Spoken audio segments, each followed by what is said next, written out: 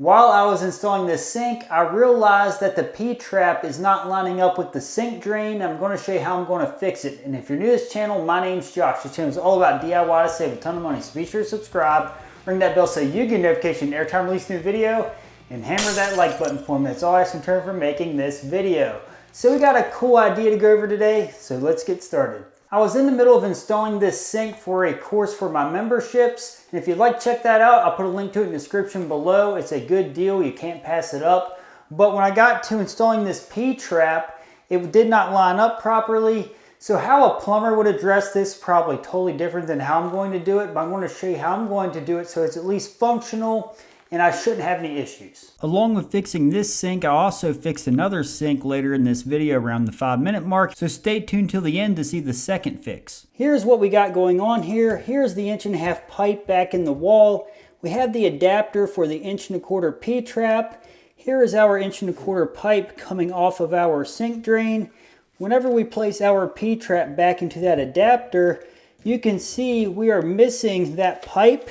The exact measurement is 2 inches. So we are missing it by 2 inches. So we got to make up that difference to get this 2 inches to the right, so this lines up better. So I'm going to show you how I'm going to address that. Because this adapter was originally for the 1.25" transition from the 1.5" pipe, I need to transition this back to the 1.5" pipe. I have an adapter that's going to thread right onto here and then converts back to an 1.5" pipe so we can address this issue. I first need to wrap Tef tape going clockwise, and then I'm going to place pipe dope onto that to make this connection. I'm now going to install that adapter onto the other adapter.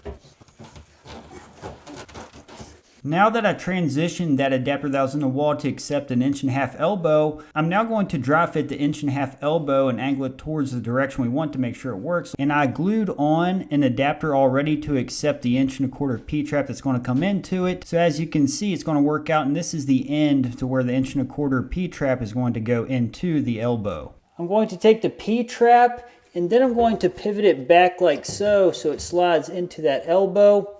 And you can see that this needs to be extended down in order to catch that P-trap. So it looks like we don't really need to cut any off the P-trap per se. We just need to install an extender here. Here's the extender that I'm going to install. If I hold this up to the pipe coming out of the drain, you can see if we cut just about this much off of it, that should get us in the ballpark to be able to connect this together once everything's glued together. Using a hacksaw, I'm going to cut this pipe off right here. We need to make sure that we deburr this pipe with a utility knife after cutting it, and definitely make sure you get on the inside as well. I'm now going to dry fit this in and see what we got.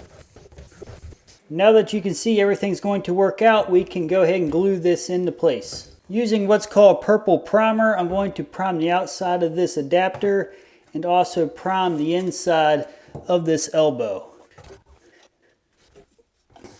Using PVC cement, we're going to glue that elbow into place and make sure when we do this that we give it a good quarter turn into position to seal it.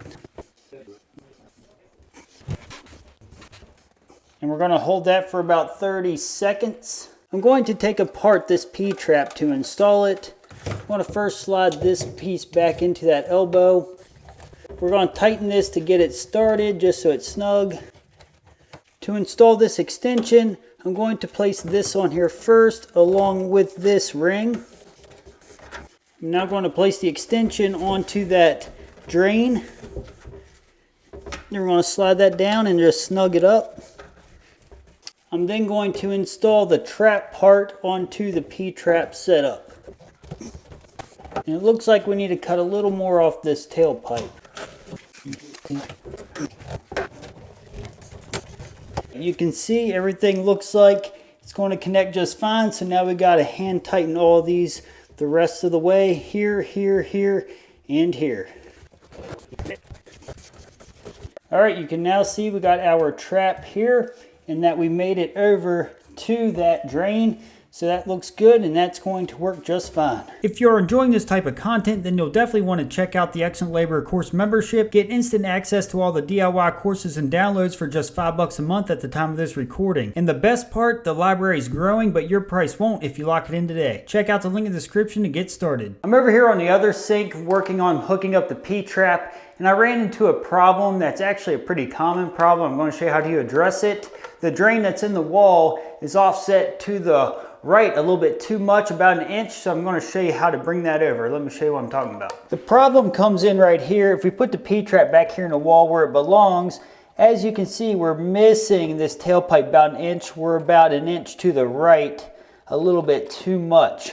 So we need to bring it over to here. So in order to move this adapter from here to there, I rigged up this part that consists of a threaded end that's going to go over this adapter on the wall. And then we got two short elbows here that's going to bring it over like so. And then this is going to hook into there. And then this is going to hook onto our tailpipe, fixing the problem. So I'm going to show you what this looks like after it's all glued together. Whenever gluing together fittings, it's important to try to be in a more ventilated area if possible. So I decided to do this out in a larger room. After I got it all permanently glued together here, as you can see, it shifted it over a perfect amount for the P-trap to go into. As you can see, it works just fine. So there are options in case you didn't get it perfect. I'd like to show you a couple other options that you may want to consider if you run into that issue that works fine too. A lot of people frown upon these flexible drains, but they actually do work if you really have to. I agree, they're not the best option. But how these work is, let's say one installed this trap. This is 1.5 inches. This would be more for a kitchen sink or something. But if you did install this, you would stretch this out and flex coming from your drain over to your P-trap area where it needs to drain through the wall.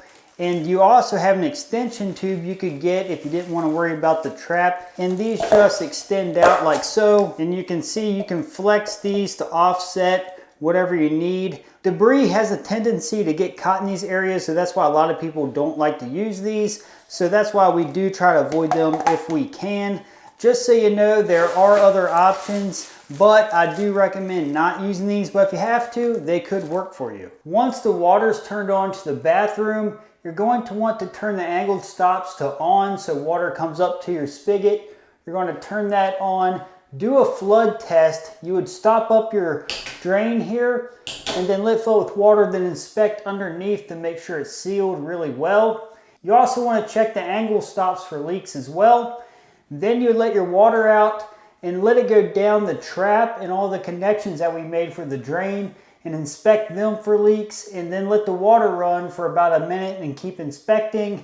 Use the vanity for at least 2 or 3 days and inspect for leaks again throughout that duration. And you want to make sure you don't get a small leak developing, because that could happen, especially with drain lines. You're more apt to have a leak there than you do the pressure lines or water lines, just so you know. So this turned out really well. If you'd like to see how I installed this tub shower combo, check out this video. It'll help you out.